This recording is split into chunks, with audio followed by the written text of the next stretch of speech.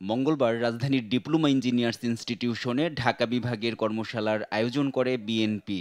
প্রধান অতিথি ছিলেন বিএনপির ভারপ্রাপ্ত চেয়ারম্যান তারেক রহমান।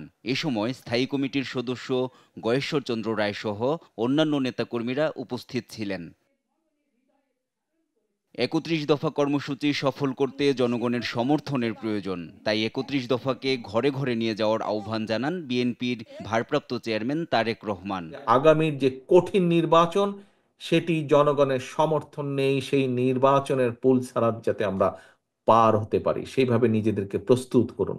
সেজন্যই আমি সবসময় বলছি, জনগণের সঙ্গে থাকুন, জনগণকে সঙ্গে রাখুন।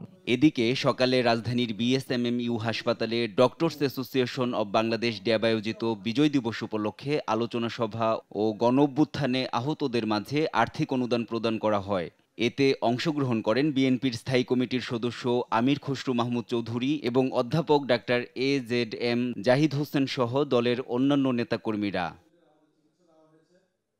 এ সময় আমির খসরু মাহমুদ জানান, রাজনীতিবিদদের উদ্দেশ্য খারাপ হলে কোনো সংস্কারই কাজে আসবে না। আওয়ামী লীগ দেশকে ধ্বংস করার পরও যে বাংলাদেশ দাঁড়িয়ে আছে তা জিয়াউর রহমানের সার্বিক সংস্কারের ফসল বলেও দাবি করেন তিনি। রিফর্ম হতে হবে সংসদে।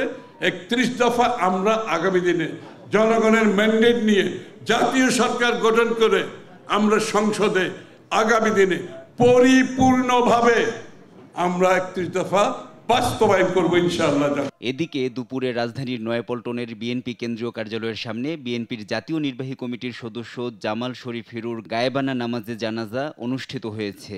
এ সময় এতে অংশগ্রহণ করেন বিএনপির যুগ্ম মহাসচিব রুহুল কবির রিজভী, বিএনপির ভাইস চেয়ারম্যান শামসুজ্জামান দুদু সহ বিএনপির জাতীয় ও কেন্দ্রীয় নেতাকর্মীরা। NI নাহিদ, দেশ টিভি, ঢাকা।